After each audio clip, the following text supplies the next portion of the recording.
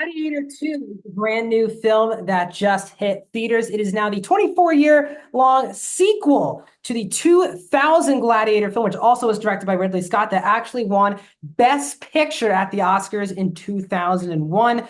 Ridley Scott is back in the producing chair, in the director's chair, but new writers are on board. Peter Craig helms the story. He has credits including writing the screenplay for Top Gun Maverick, The Batman, Bad Boys for Life, and both Hunger Games Mockingjay films. And the screenplay comes from David Scarpa, who re-teams up with Ridley Scott after writing the screenplay for 2023's Napoleon. This film takes place 16 years after the end events of the first Gladiator film. The film stars Lucius, who's played by Paul Mescal, who is someone who loses his wife in the beginning of the movie to the general, who's played by the general of Rome, who's played by Pedro Pascal, and he's on a revenge path in order to kill the general. So once he is taken as a prisoner of war, Marcinus, who is played by Denzel Washington, is someone who looks to scout and have his own set of gladiators in order for him to try to take over the throne. The only returning cast member from the original film is Lucilla, who's played by Connie Nielsen, who's married to Pedro Pascal's character, as they also try to overthrow the Rome Empire at the moment. The two emperors, you have Emperor Geta, who's played by Joseph Quinn, and the other emperor is played by Fred Hetchinger.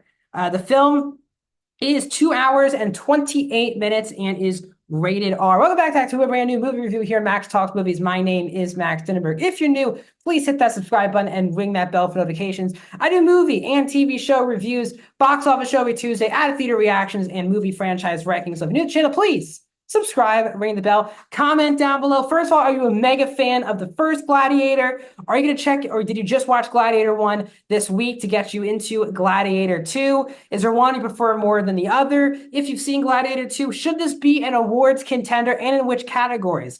I love talking with you guys in the comments section, so please subscribe and comment. Also, please like the video, the thumbs up button. That's how you support this channel. So obviously, I have seen the first Gladiator, I would say 3 times.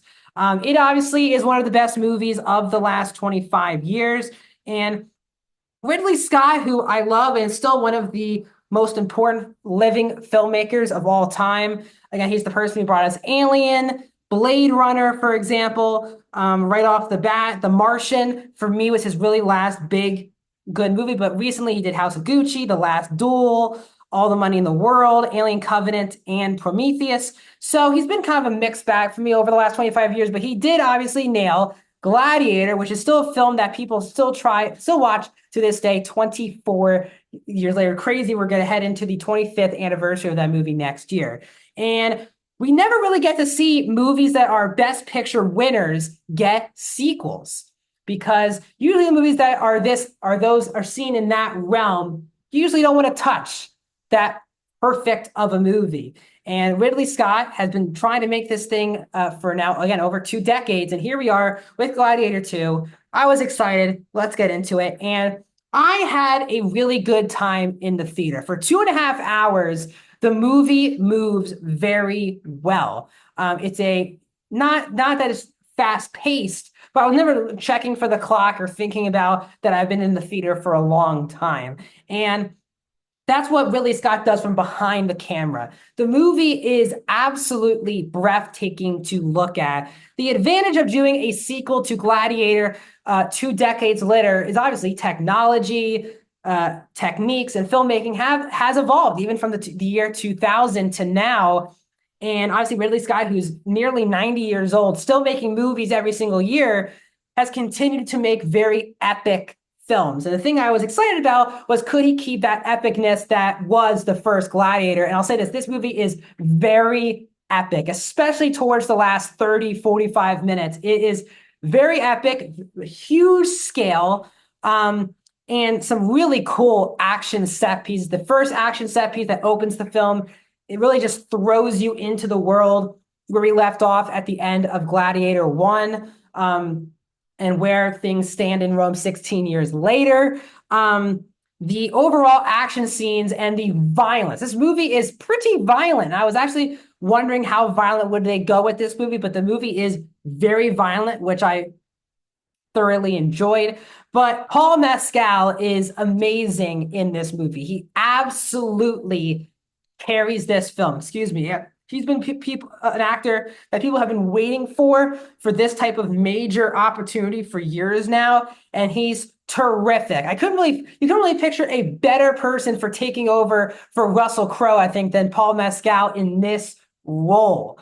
Like I'm not gonna spoil anything, even if it's in the trailer. So Paul Mescal is really terrific. He clearly got big for the role. He has a believability in these action scenes, but he also feels like a genuine lost person in life who's trying to find his purpose in life. And he, for me, is kind of the main character I cared about. The other one I cared about was the returning Connie Nielsen as Lucilla, who continues to be a terrific actress. She's really good in this movie, and she has a lot of screen time, something that I was not expecting, even though she's the only returning cast member from the first film, but she still continues to bring it, both from a political perspective, her character, but also having her legacy, who her father is from the first film. She's terrific in the movie, and she has a couple just amazing scenes with Mescal that do absolutely work.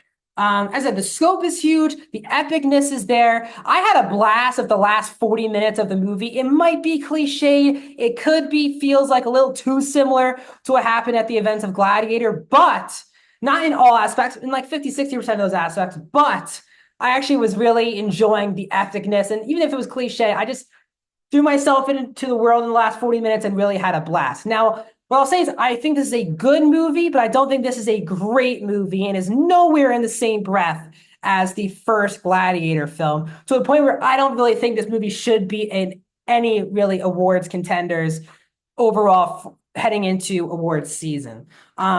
This film, I think, doesn't click all the way with me on a story level. And the reason why I'm saying that is I think in Hollywood, if we're going to make a sequel to a movie like Gladiator, I get that you do have to kind of play it safe. You don't want to intrude on the greatness of the first movie. But I did wish the movie took just a little bit more risk with the storytelling. It just felt kind of basic and safe because the twists and the turns and the reveals of characters' motives, I could see coming from a mile away. And I kind of wanted to be a little bit surprised. If you've seen the trailers for Gladiator, I don't think anything will surprise you. So I will say this, if you have not seen any promotion or trailers for Gladiator, you might enjoy this more than me, because the friend that I saw this with did not see any of the trailers, and he loved the movie and saw some, wasn't expecting some things. As someone who did see both trailers, there just wasn't anything that was super surprising with what happened throughout the entire plot. I don't know if that's just based off me watching the trailers or the movie itself, but I was kind of wishing that the movie took just one or two risks to kind of shake things up. But the movie does just play itself very safe. There are some big consequential moments in the movie, and they kind of just get brushed off, and we have to keep moving in the story. I wish in some big moments, the movie kind of could just sit in kind of the depressing moment that just happened, but instead the movie needs to move on to the next step of the rise of Lucius. But for me, it didn't totally work because the movie wanted to keep moving. And for a 2.5-hour movie, I wish we had a little bit more time just to sit. Now, the problem for me also is that there doesn't feel like there's a major threat. And my problem also is that, again, in the first film, Maximus was in danger throughout that entire film. And the thing in this movie, you just don't feel the tension that Lucius is in any kind of danger. The general has one scene of him maybe doing something bad, but he's just trying to be a good person throughout the entire movie. The emperors, who are played by Joseph Quinn and Fred Hedgiger, I love Joseph Quinn. Those two emperors are so cartoonish and childish that it just pulls me out of the movie sometimes when they're on screen. Denzel Washington is, of course, one of the greatest actors of all time, living or dead. But for me, I felt very mixed on his performance. There were times where kind of the first half of the movie, I was loving his character. But as things are revealed about his motive and what he's trying to do with Paul Mescal's character, he kind of turned into also like a cartoon in the second half of the movie. And again, I just didn't feel the threat of our hero being in danger. And that's what was so cool about the first film was Maximus. He really felt like, man, is he going to make it out of this situation? Is he going to make Rome a better place? In this movie, you kind of were like, sure, you probably could. None of these people feel like they're legitimate threats to possibly kill or injure Lucius. So I wish I had a more intensity on the threat for the movie, because I think the villains or the anti-heroes are very much cartoonish, childish characters in the performances and the way they're written, and it just did not work for me. So I wish that I love this movie. I wanted this to be obviously as good as Gladiator, but while it's not as good as Gladiator, it doesn't mean it's a bad movie. I just think it's not a great, one of the best movies of the year. Should be an awards film. I don't think it should be, but I still had a good time with Gladiator 2. So overall, I'm going to give it a 3.5 out of 5, a 72%. What are your thoughts on Gladiator 2? Let me know in the comment section down below. Subscribe, like the video, comment. I'll see you guys in the next video.